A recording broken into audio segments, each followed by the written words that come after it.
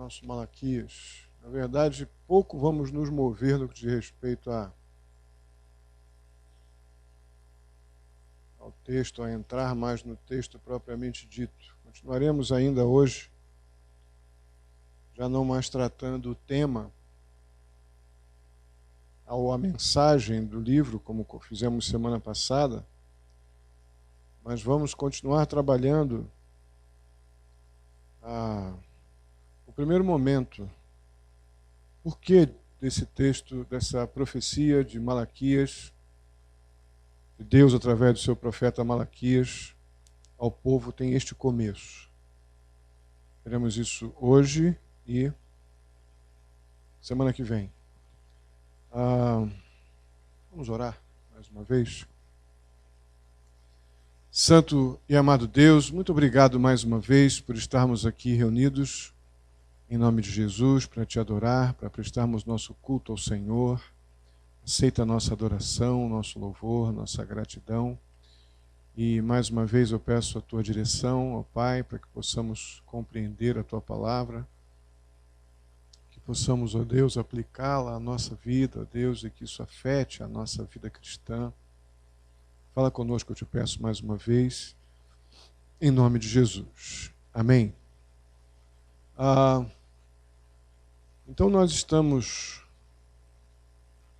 observando, ou vendo no livro de Malaquias, que logo dentro da temática do livro nós somos convidados, os judeus, né, dos dias de Malaquias, final de todo um contexto histórico ou profético, fechando então uma aliança, ou melhor, fechando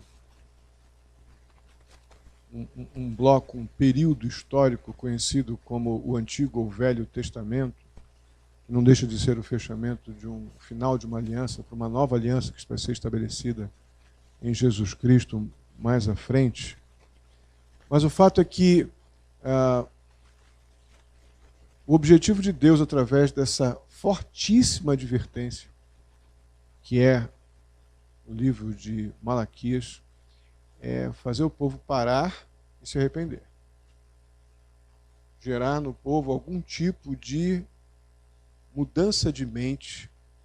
E o método que Deus está usando para isso é ao mesmo tempo que é maravilhoso, ele é, em alguns momentos, no decorrer da leitura do livro, você pode pensar assim, ou podemos pensar assim: que contradição. Deus diz, eu amo vocês, sempre amei. Amei antes, amo agora e amarei depois. E Deus larga o braço no povo que ele diz que eu sempre amei. Então isso logo de cara nos faz perceber que amor honesto, amor profundo, amor sacrificial, não elimina de forma alguma a repreensão, a disciplina, a correção. Na verdade, a repreensão, a disciplina e a correção são uma parte deste amor sacrificial. Porque ver aqueles que amamos sofrendo por consequência que seja das suas próprias decisões erradas. Mas esse perfil de amor, o amor de Deus, ele não impede o sofrimento daquele que ele ama, porque o sofrimento gera arrependimento. A bajulação não gera arrependimento. O amor melado, beijado e paparicado gera procrastinação, gera manipulação, engano, não correção e arrependimento. E estamos vendo isso no próprio discurso aqui do profeta Malaquias. Mesmo assim, mesmo tendo Deus afirmado logo no começo do verso 2, eu sempre os amei, o povo continua, judeusada, eles continuam a olhar apenas para aquilo que eles haviam perdido. Eles continuam com a mente deles presa ainda nas consequências do cativeiro. Eles continuavam demonstrando, em função do sofrimento deles, que eles estavam vivenciando como povo, como nação, em função dessa realidade pós-cativeiro, de um povo apático, de um povo assustado com muita coisa que eles tinham antes do cativeiro e depois do cativeiro estava destruído, um povo que ficou moralmente abatido. Muito obrigado, meu irmão. Mas isso fez com que não eles tivessem um coração grato pelo processo que os conduziu à percepção do pecado e ao arrependimento, mas os levou a uma desconfiança sobre o amor de Deus. Estavam desconfiando, não estavam acreditando que o amor de Deus era tudo isso. O fato é que talvez nós já tenhamos passado, ou talvez até estejamos passando por coisas semelhantes agora. Talvez a gente estejamos passando por algum tipo de provação muito difícil, por situações que nos desafiam, e a gente pode parar lá no silêncio do nosso coração. Talvez a gente não coloque isso publicamente, mas lá nos nossos pensamentos fica aquela coisa: puxa vida, mas se Deus me ama tanto assim como Ele diz que me ama, por que eu estou passando esse sufoco? Por que eu estou passando essas coisas? Por que isso está acontecendo comigo? Por que eu sofro algumas coisas tão cruéis neste momento da minha vida e pessoas ao meu redor que não têm temor nenhum ao Senhor, não conhecem o Deus que eu tenho conhecido? Parece que estão muito melhores do que eu. Eu não entendo exatamente o amor de Deus. Talvez a gente, lá no teu cantinho, lá, você com você, tem esse tipo de conjectura. A questão é que geralmente a gente passa por essas situações, por esse tipo de reflexão interna, um tipo de gemido estranho. É gemido estranho, não estou falando aquele gemido bom de domingo, não. Estou falando de um gemido estranho. Esse tipo de gemido estranho, quando a gente questiona o amor de Deus, é um gemido estranho. Ele surge quando a gente está incredulamente perdendo a perspectiva dos muitos feitos do Senhor, do nosso Deus, na nossa história. Quando estamos com um problema de perda de memória. Porque Deus continua Deus. A bondade de Deus, ela continua implacável, da mesma forma quanto a sua justiça. Então, quando entramos nesse tipo de queixa, questionando ou desconsiderando a validade ou a qualidade do amor de Deus, é porque já há algum tipo de incredulidade estacionada no meu coração, fazendo com que a minha memória esteja bem estragada. Porque Deus continua bom, sempre bom. E diante da nossa semelhança com as atitudes aqui dos judeus dos dias de Malaquias, é que nós vamos avaliar. E eu espero que a gente possa fazer essa avaliação bem humildemente, mas nós vamos avaliar algumas aplicações ainda dentro da temática do livro, mas já da mensagem dos versos 1 e 2, ou da primeira metade do verso 2. E a primeira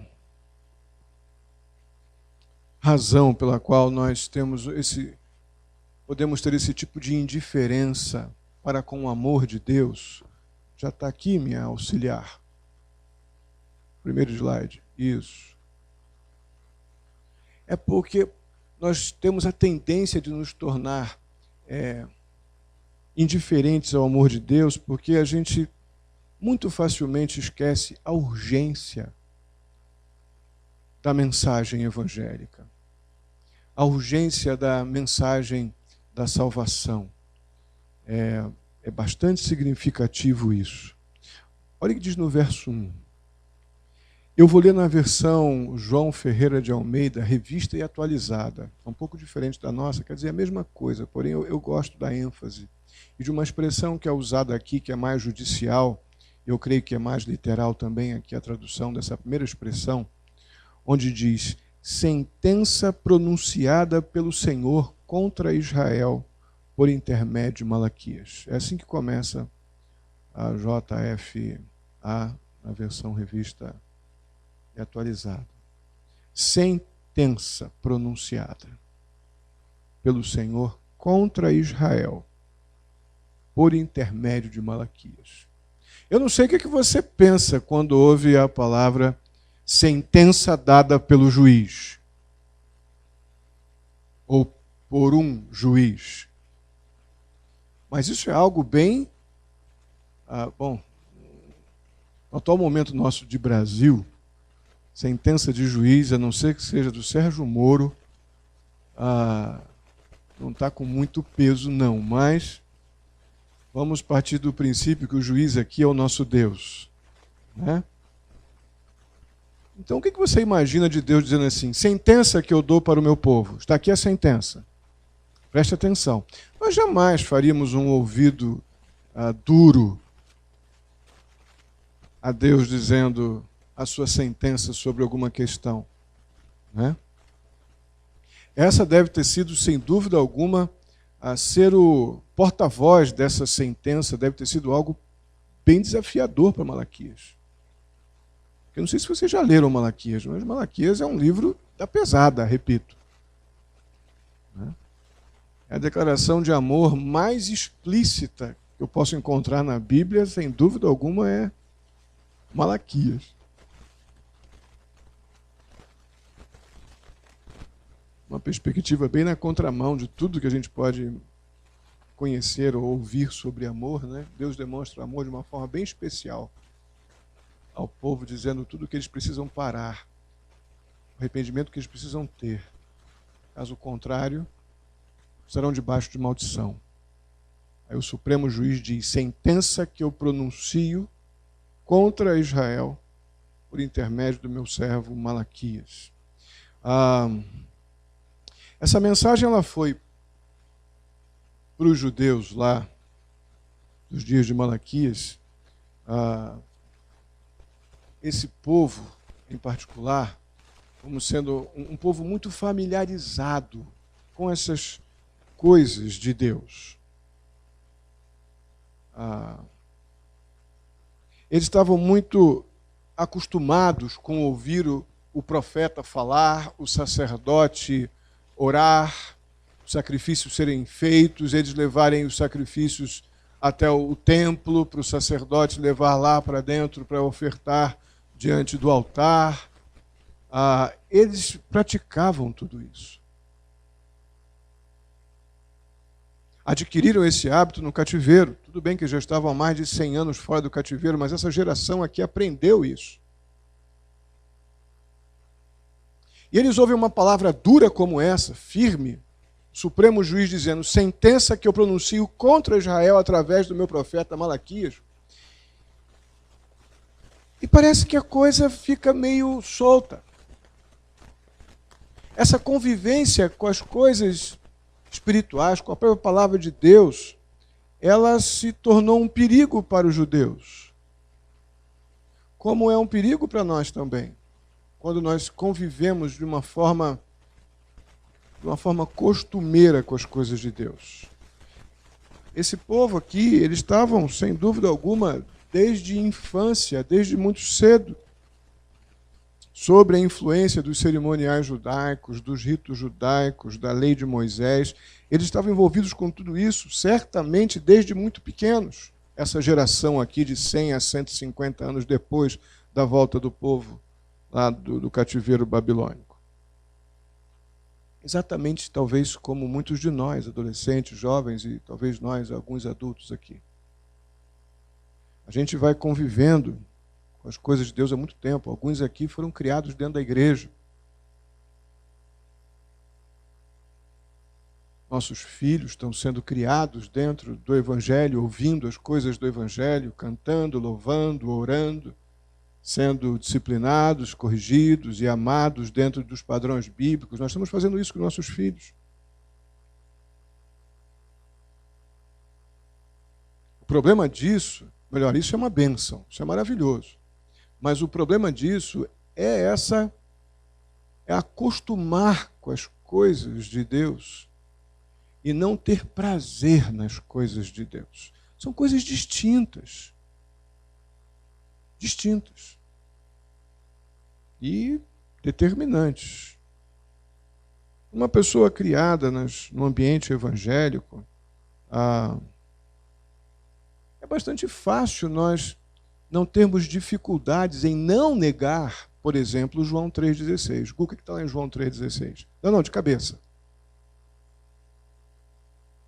Que deu seu Filho unigênito para que todo aquele que nele crê, só o finalzinho, Gu, todo aquele que nele crê, deixa o Gu. Aê, garoto! Tá vendo como a gente sabe? Muito difícil uma pessoa criada na igreja, um filho nosso, na escola dominical, não saber de cor, não ter de forma alguma a intenção de negar João 3,16. Nós recitamos, nós falamos isso à vontade. O problema é que, ainda assim, sem negar João 3,16, a convivência com as coisas do Evangelho, com a igreja, com o dia a dia da igreja, com oração, com louvor, com sentar, com ficar no templo, ficar na escola dominical, com o professor, enfim, essa nossa rotina evangélica, na verdade eu vou mudar essa expressão. A rotina evangélica ela é maravilhosa, porque ela lida com o evangelho, mas a rotina igrejeira, a gente aprender a lidar com a dinâmica da igreja, que nos faz não negar João 3,16. A gente está na Bíblia, puxa, Jesus é o Filho de Deus, tal, morreu, ressuscitou, tal. Mas ainda assim é possível sermos indiferentes à mensagem de João 3,16. Então a coisa é muito delicada, porque nós, com essa convivência que os judeus tinham com os cerimoniais, os ritos, a lei de Moisés, não foi suficiente para livrá-los da indiferença em relação ao amor de Deus diante das crises. A nossa convivência também com as coisas, o dia a dia, a dinâmica da igreja, que envolve ler a Bíblia, orar, cantar, vir à igreja, voltar, reunião disso, reunião daquilo, nos fazer confessar João 3,16, não, eu creio. Mas, infelizmente, apenas a convivência não nos deixa imunes à indiferença à mensagem de João 3,16.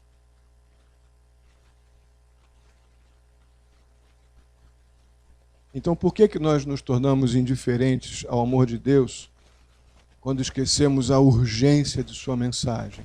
Porque a indiferença tem esse poder. Conviver platonicamente com coisas boas não quer dizer que eu amo. Não quer dizer que eu tenho um nível de comprometimento com a mensagem do Evangelho que faz com que eu creia que aquilo que aconteceu em João 3,16 foi por mim. Então, uma convivência igrejeira não nos livra do grande mal da indiferença ao amor de Deus. Nós precisamos lembrar da urgência da mensagem que Deus nos confiou. É urgente a mensagem de João 3,16. Porque Deus amou ao mundo de tal maneira que deu o seu único Filho para que todo aquele que crê na obra que Cristo fez na cruz pelos nossos pecados não morra eternamente, mas no lugar da morte eterna, ele tem a vida eterna porque creu naquilo que Deus providenciou para o homem que estava morto em pecados e delitos. Se esta mensagem, se a urgência desta mensagem já não estiver tão urgente, então nós já estamos sucumbindo. É por isso, provavelmente, que essa indiferença ao amor de Deus esteja se instalando. Há um outro motivo que nós nos tornamos indiferentes ao amor de Deus. É porque nós temos uma facilidade muito grande de olhar, de nos concentrar unicamente nas coisas que os nossos olhos veem, nas circunstâncias, em vez de nos concentrar no propósito maior de Deus, naquilo que não vemos. Falamos um pouco disso na mensagem de Romanos, quando somos encorajados a ter fé no que eu vejo, né? Vimos isso no verso 24 de Romanos 8, né? Mas confiar naquilo que eu não vejo, isso sim demanda de uma fé salvadora, uma fé libertadora. O princípio lá de Hebreus 11 que define fé, né? Fé é a certeza das coisas que se esperam e convicção de fatos que não se veem. A questão é que nós nos tornamos indiferentes ao amor de Deus porque a gente tem uma facilidade enorme em achar que tudo que está acontecendo ao meu redor agora é determinante, é definitivo, é o fim da minha vida e eu esqueço o propósito maior de Deus para todas as coisas. Alguns eu já sei e outros eu ignoro e desconfio da bondade de Deus porque acredito que algo de mal sempre Deus vai acabar permitindo que aconteça contra mim. Pastor, que é isso? É isso mesmo. É exatamente isso que a gente pensa. É por isso que questionamos o amor de Deus. Não tenho dúvida que a nossa indiferença a essa magnitude do amor de Deus é por causa dessa perspectiva completamente ou muito centralizada nas circunstâncias e esquecida, desmemoriada do plano maior de Deus para a nossa vida e através da nossa vida. É exatamente isso que estava acontecendo lá com os judeus dos dias do nosso querido Malaquias. Eles estavam olhando para as circunstâncias, como as coisas não estavam indo como eles esperavam, então eles estavam desanimados. Bem desanimados. Como eu comentei, eles já tinham retornado do cativeiro há 125 anos atrás, aproximadamente. Então já tinha uma outra geração praticamente aqui, vivenciando as experiências de seus pais e seus avós, aprendendo deles, indo à igreja como nós vamos, levamos nossos filhos e nós fomos. Porém, um abatimento nacional fazia com que eles olhassem ao redor e simplesmente só vissem aquilo, esquecendo do quanto o Senhor já fez e do quanto ainda está por vir, que eles não sabem de nada, mas conhecem os propósitos soberanos de Deus na história através do próprio Messias que estava ainda por vir. Mas simplesmente eles estavam apenas olhando aquilo ali, aquele momento agora. Estavam em crise porque o templo já estava reconstruído, foi reconstruído mais ou menos 100 anos depois da volta do cativeiro. E eles não tinham um exército, por exemplo, para defender a nação, eles não tinham 100 mil judeus prontos para a guerra. Isso naquela época era um importante contingente para poder se defender das nações em volta, né? Amonitas, Moabitas, Edomitas, Filisteus. Eles não tinham uma tropa, um grupo de elite para poder protegê-los, né? Se sentiam inseguros por não terem um exército próprio, eles não tinham como se defender, vamos dizer assim, dos vizinhos, julgavam eles. Ainda tinham um problema, mesmo tendo sido já libertados por Ciro, eles ainda estavam debaixo. Ciro era o governador persa, né? O rei persa, melhor dizendo, que os libertou do cativeiro no contexto ali, mas eles ainda estavam sobre um jugo desse rei. Havia um problema mencionado por Malaquias.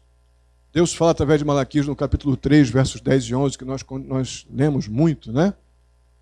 Tratamos como mandamento, mas não tem nenhum mandamento ali, eu já disse várias vezes aqui na igreja. Mas ali há Deus dizendo, olha gente, a situação é de fome, a situação é ruim, mas confiem na minha provisão. Há uma carência sim, mas eu continuo Deus sobre vocês. Me provem nisso. Tragam o que vocês devem trazer ao templo, seus dízimos. Tragam. E vocês vão ver se as portas do céu não serão abertas. Mas não roubem. Obedeçam. É disciplina do Senhor esse texto, que está ali em Malaquias 3:10. Eles estão vivendo este momento aqui. As fazendas, as plantações estavam produzindo pouco. Mas Deus estava provando o povo. Deus estava chamando o povo para confiar nele e crer na sua provisão e no seu amor. Dar o que eles pediam naquele momento era estimular a incredulidade, não a fé. E Deus diz, me provem nisso. Me obedeçam e vejam o resultado da obediência, o que ela causa. Mas a maioria deles estava pensando diferente. Eles estavam naqueles momentos de crise ali, podiam estar pensando assim, ironicamente, Senhor, se isso aqui é a terra prometida, imagina a terra não prometida, hein? É provável que muitos deles estivessem com estas conjecturas diante de um questionamento da grandeza desse amor de Deus. Esse amor de Deus é grande, mas não sei não, hein? Por outro lado, nós temos um contraste, ou uma realidade a ser pensada, em relação a essas circunstâncias difíceis que eles estavam passando. Esse povo tinha as promessas messiânicas, eles conheciam as promessas de Deus quanto à vinda de Jesus, o Messias, o libertador. Eles tinham promessas de Deus quanto à própria proteção para os judeus, para a nação de Israel. A terra que eles estariam habitando, havia promessa de abundância nessa terra. Eles não estavam vendo realmente isso ainda. Deus chegou a dizer, através dos seus profetas, e eles tinham conhecimento disso, que as nações vizinhas desejariam conhecer o Deus de Israel, tamanho o poder desse Deus que cuida dos seus. Tudo isso eles sabiam. Tudo isso eles tinham conhecimento. Apenas para vocês, que se quiserem anotar, os que eu estou dizendo está aqui nessa sequência de textos. Se você quiser, depois eu posso enviar para você. Mas a questão é que o fato deles terem conhecimento disso tudo não estava acontecendo na perspectiva deles. Naquele momento, e não era para acontecer mesmo, aquele era um tempo de disciplina. Um povo desobediente, um povo que estava questionando o amor de Deus, não tinha por que ser recompensado por nada. E o amor de Deus naquela hora era a reprovação. O amor de Deus estava sendo demonstrado naquela hora pela disciplina. Para que isso levasse aquele povo ao reconhecimento de que eles dependiam de Deus. Deus não mudou nada. Mas eles mudaram. E Deus queria conduzi-los ao arrependimento. E por isso, permitiu que eles tivessem conhecimento de tudo que eles poderiam, já deveriam estar desfrutando, mas ainda assim questionavam a grandeza do amor de Deus por causa da maldita da indiferença.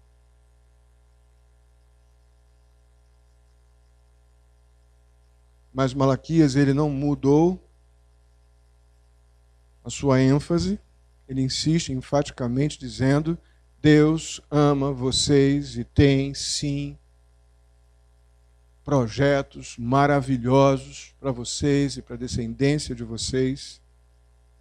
E eu creio que nesse momento, talvez alguns deles ou algum deles tenha virado para Malaquias e dito: ô Malaquias, o seguinte, vamos lá, tudo bem, Deus me ama? Como é que é isso então? Eu ainda não estou vendo Malaquias. Quanta indiferença, irmãos. Eu creio que este é o tom dessa carta. O fato é que, como Israel, nós temos uma facilidade absurda de nos tornarmos indiferentes a esse enorme amor de Deus por nós. E nos concentrarmos muito fortemente nas circunstâncias. É lógico que nós temos situações difíceis que nos assolam. É claro que temos. Deus não está negando que neste mundo passaríamos por aflições. O próprio Senhor Jesus afirmou que isso aconteceria. Mas Ele mesmo afirmou também que o nosso ânimo, o nosso bom ânimo deveria estar sobre Cristo Jesus. O que Cristo Jesus é para mim e para você é a nossa sustentação para os momentos que esse mundo iria nos impor de aflições. As causadas por nós mesmos, que são a maioria delas. A maioria das nossas aflições não são causadas pelo mundo como um sistema que jaz no maligno. Mas a grande parte das nossas aflições são causadas pelas nossas decisões erradas, por pecados que cometemos e não temos a decisão de confessá-los e abandoná-los, por consequências de pecados que ainda chupamos como uma balinha que fica com gosto na boca Aquela bala que vai doce no começo e depois fica de tão doce ela fica amarga, e quando acaba você acaba querendo outra. Quando o pecado começa a ter esse tipo de gosto em nossa boca, lidamos com consequência sobre consequência. Então a maior parte das aflições que passamos, elas são muito mais ligadas ao prazer que o pecado nos dá, fruto de uma indiferença deliberada e consciente contra Deus, do que propriamente de um mundo, de um sistema de mundo decaído que nos aflige. Não estamos no Sudão, não estamos em algum país muçulmano do Oriente Médio sendo perseguidos pela nossa fé.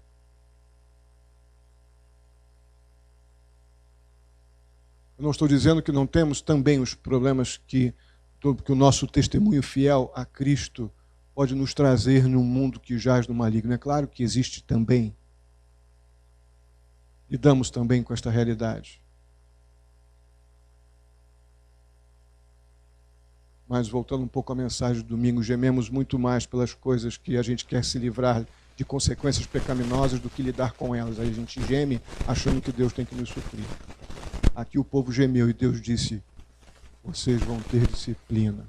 Se não se arrependerem, se não crerem, vocês vão cair em situação de condenação.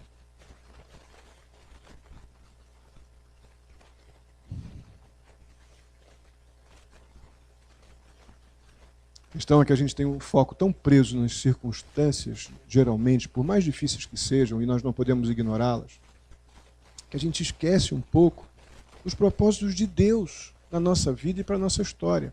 Olha o que o apóstolo Paulo diz em 1 Coríntios, capítulo 15, verso 19. Se é somente para esta vida que temos esperança em Cristo, somos de todos os homens os mais dignos de compaixão. Se não me engano, é na ACF, Almeida Corrigida e Fiel, diz dignos de pena. Se todo o nosso fôlego, de todos os nossos planos, todos os nossos melhores esforços, todos os nossos talentos, nosso vigor estiverem sendo depositados ou exercitados para esta vida, nós somos dignos de pena. Essa vida é muito rápida. E a eternidade que Deus tem guardada para os seus é maravilhosamente eterna e santa, boa. Só essa incredulidade que faz com que a gente perca a memória sobre os cuidados do Senhor no passado, no presente e para o futuro, que nos faz achar que tudo o que nós precisamos está nesse mundo.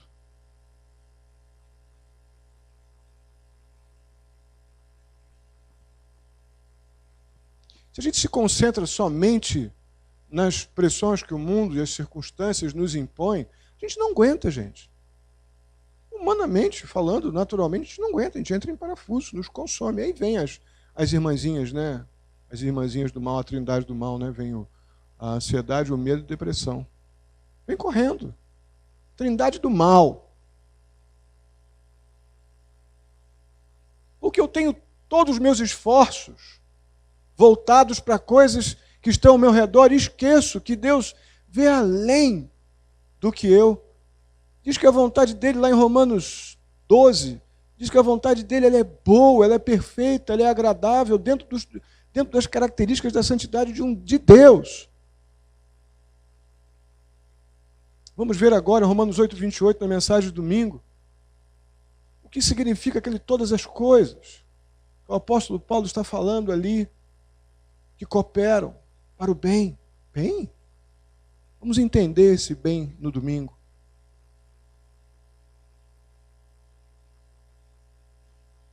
O fato é que se nós pensarmos sobre os propósitos que Deus estabeleceu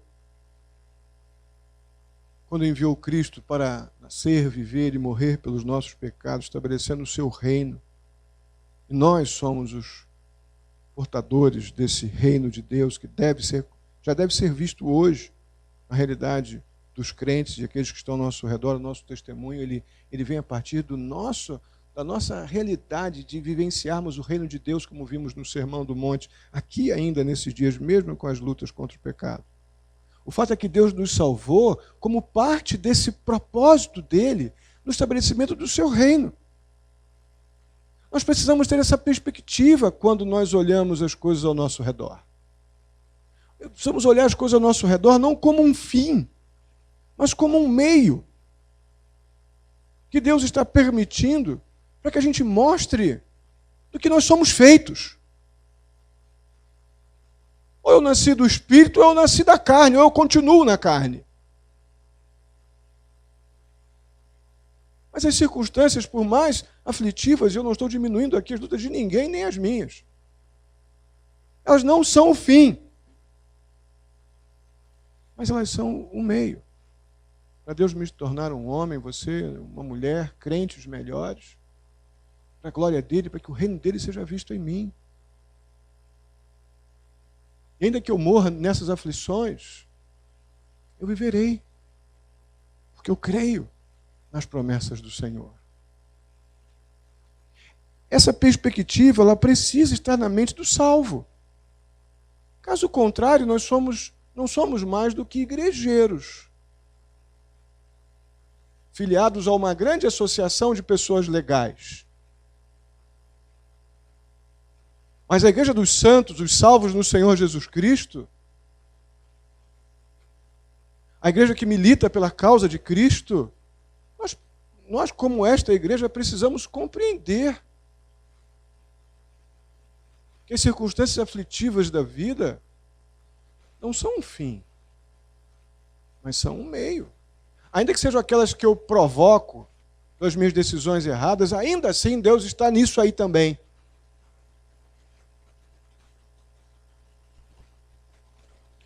A mentalidade do apóstolo Paulo em relação a isso é muito significativa. Gálatas 2, verso 20 diz assim: fui crucificado com Cristo. Olha o que Paulo diz sobre o seu momento, suas lutas, suas aflições, como porta-voz da boa nova do Evangelho, num mundo de sua época que combatia, tanto judeus como gentios, combatiam a ideia de um Deus único, portador da única verdade, da único meio de salvação, da vida eterna, do perdão de pecados. O apóstolo Paulo diz: fui crucificado com Cristo, assim já não sou eu quem vive, mas Cristo vive em mim. E a vida que agora vivo no corpo, a vivo-a pela fé no Filho de Deus, que me amou e se entregou por mim. Paulo não estava na praia não, irmãos. Paulo estava fugindo, Paulo estava passando muitos apertos, sendo destratado, desrespeitado, ofendido, de todas as formas, na sua realidade, no seu contexto. Mas ele vive a sua vida por aquele que se entregou por ele. Isso não, repito, irmãos, nem o apóstolo Paulo, nem Deus, nem eu, ninguém diminuindo o problema de ninguém, não. O que nós precisamos compreender é que os nossos problemas, nossas circunstâncias não são o fim. Elas são um meio, para que sejamos homens e mulheres melhores para o Senhor, porta-vozes da boa mensagem do Evangelho.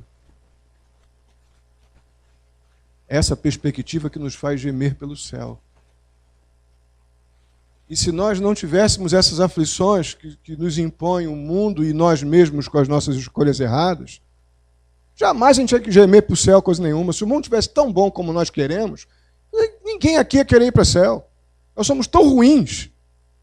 Se Deus não permite que a gente seja afligido por este mundo e pelos nossos próprios pecados, ninguém aqui ia querer ir para o céu, não, ia querer ficar aqui. É isso, Deus providencialmente proporciona. É tão fácil a gente ver isso. Pessoas que a gente acompanha aqui e ali, né, há tantos anos, nós mesmos, passando aflições aí, a gente fica piedoso, ora, vai à igreja, chora, adora. Melhora um pouquinho, arma um bico desse tamanho, fala grosso, vira a cara, começa a procurar defeito nas coisas, começa a dizer que a igreja está ruim, começa isso, aquilo. Melhora um pouquinho. Não são todos, mas tem um ou outro com essa facilidade. Indiferença ao amor de Deus. Amor de Deus nós não recebemos por mérito. Nós recebemos o amor de Deus como um presente que não merecemos.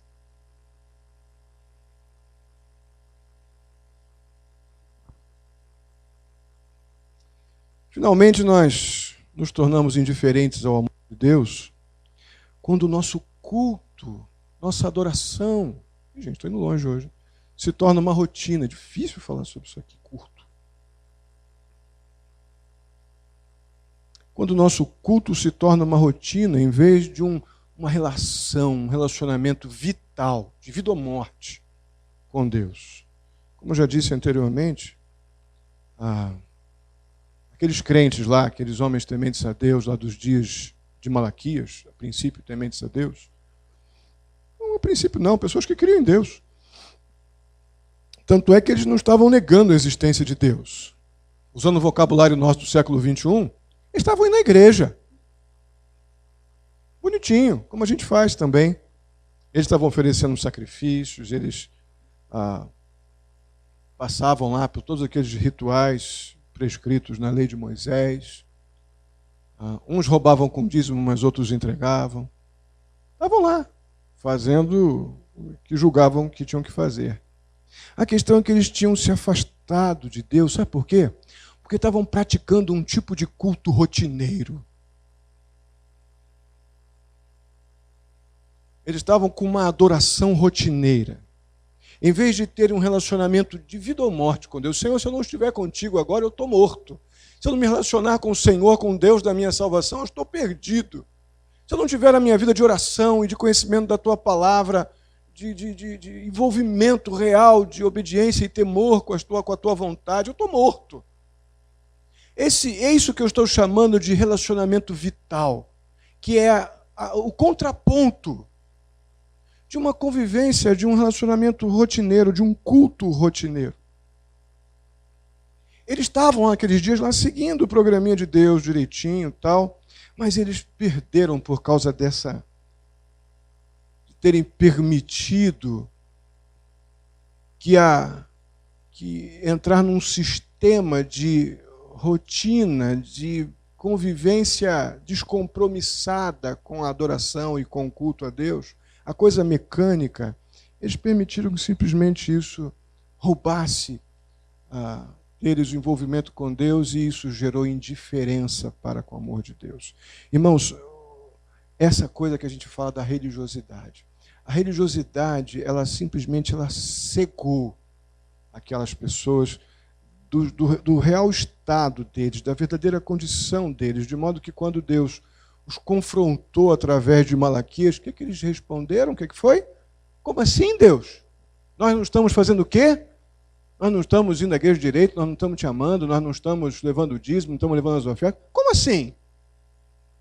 A cegueira que a religiosidade, a mecanicidade, esse culto apático, esse relacionamento oportunista, mecânico com Deus faz, nos gera uma indiferença ao amor de Deus, que simplesmente a gente fica cego. Cego para a nossa própria condição. Cego para o nosso próprio estado. Aí Deus diz, eu te amo. Ou Deus me repreende alguma coisa, eu rapidamente digo, como assim? Como assim? Irmãos, é perigosamente fácil estar num relacionamento rotineiro com Deus. É perigosamente fácil. Da mesma forma como é fácil um casamento cair numa rotina. É sim. Quando as pessoas começam a estar indiferentes àquilo que realmente importa, chega a rotina no casamento, chega a rotina, uma rotina maléfica, né? Na vida cristã, na vida espiritual, chega uma rotina maléfica na vida conjugal. É só a gente abrir mão daquilo que é importante. A gente começa a fazer as coisas meramente funcionalmente.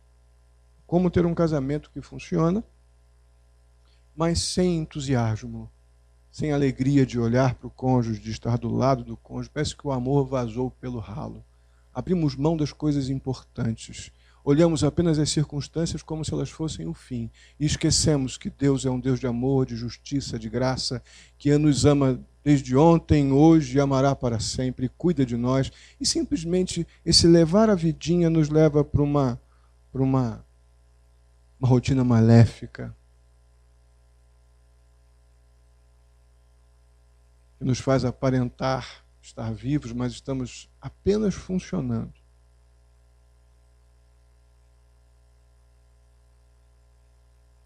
É como quando nós temos um bom hábito, e aqui eu vou levar já um pouco, já estou pensando na temática lá do nosso retiro dos casados em novembro? Novembro, né? A gente vai trabalhar um pouco nessa linha aqui. É bem assim, quando nós temos aquele bom hábito de dar um beijinho lá nas nossas esposas ou maridos, quando a gente vai se afastar por algum tempo, você vai ali para o trabalho, vai para algum lugar, vai para a igreja tal, e dá lá um selinho, dá um beijinho na esposa, no marido, por qualquer que seja o motivo. A questão é que quando a pessoa beijada, e a que beija também, ela nem lembra se recebeu ou se deu aquele beijinho naquele momento de afastamento temporário ali, é porque provavelmente isso já se tornou apenas uma rotina de pouquíssimo significado ou nenhum significado. Muito possivelmente. É nesse caso,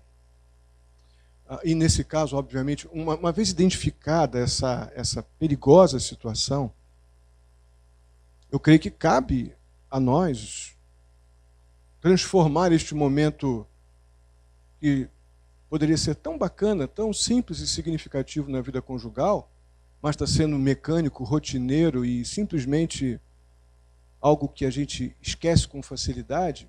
Uma vez identificado o problema, qual é a nossa responsabilidade? Eu devo transformar, então, esse momento tão simples, mas de tanto significado, em algo memorável. Em algo inesquecível. Esse momento precisa ser real. Eu não posso dar um beijinho na minha esposa, no meu marido, como eu dou uma topada numa pedra no caminho. Não pode ser assim. Irmãos, um bom e consciente hábito, porque não tem pecado nenhum em termos hábito, não há pecado nenhum na rotina, de forma alguma. Então, um bom hábito, ou uma boa rotina, ela não precisa de forma alguma, de forma alguma se tornar numa coisa simplesmente mecânica, um ritual sem significado, de forma alguma. De jeito nenhum. O que nós temos que fazer, então, usando essa linguagem que eu estou aqui usando para a convivência conjugal? A gente precisa cuidar.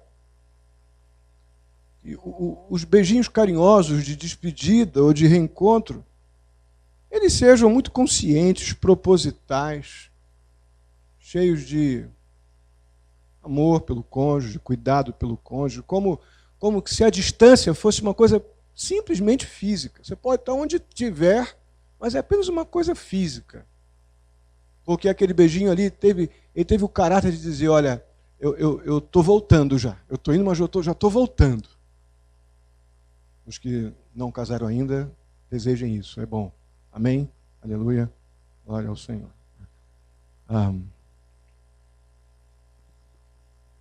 Guardando as devidas proporções, aplicando então essa figura, a gente precisa, sem dúvida alguma, ter um pensamento muito semelhante a esse para o nosso relacionamento com Deus. Muito semelhante a essa ideia. Devemos ter esse cuidado de não criar um tipo de afastamento de Deus como se algo memorável não tivesse acontecido, não esteja acontecendo constantemente e esteja por vir ainda algo glorioso. Nós não podemos nos relacionar com Deus de uma forma oportunista, a ponto de não lembrar o que aconteceu ontem, como um beijinho de mera um tropeção numa pedra. Não podemos, de forma alguma, tratar nosso relacionamento de Deus como se fosse um acaso, ou com Deus como se fosse um acaso, um relacionamento oportunista.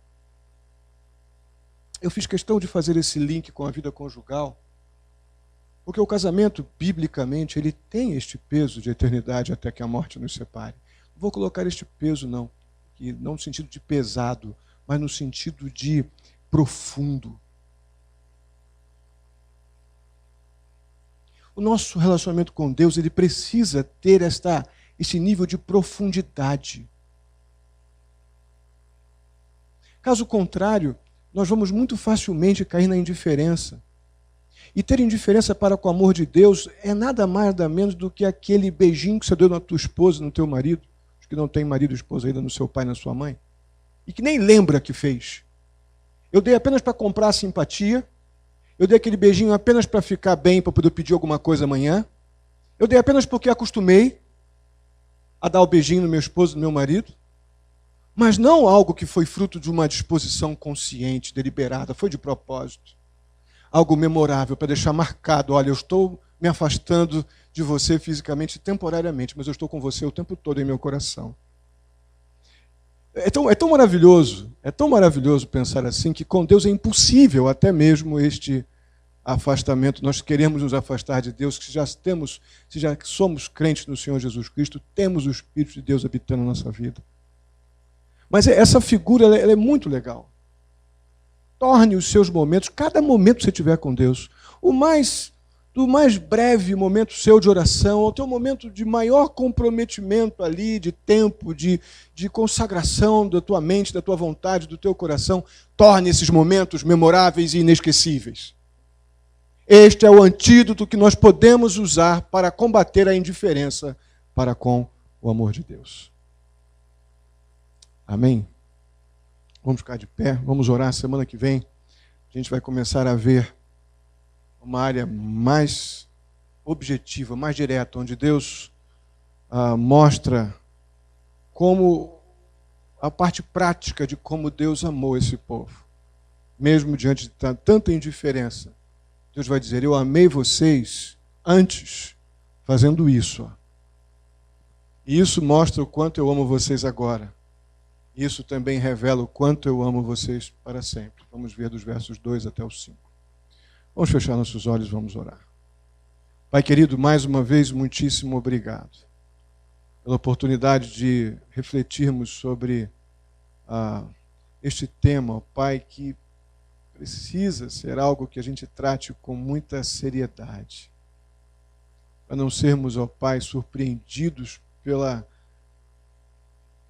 por um relacionamento rotineiro e apático com o Senhor. Tem misericórdia. A pior coisa que pode acontecer a nós, ó Deus, é indiferença para com o teu amor. Eu peço em nome de Jesus que o Senhor nos livre disso. Que estejamos tomando as nossas atitudes, que estejamos assumindo a nossa responsabilidade para que isso não aconteça, que estejamos transformando cada momento, cada situação nossa de oração, de reflexão, de momentos com o Senhor, devocionais, em nossas conversas, em nosso dia a dia, cada um desses momentos algo memorável e inesquecível. Ajuda-nos, ó Pai, a ter este nível de compreensão, para que não sejamos surpreendidos pelas circunstâncias e acharmos que as circunstâncias são um fim, porque não são.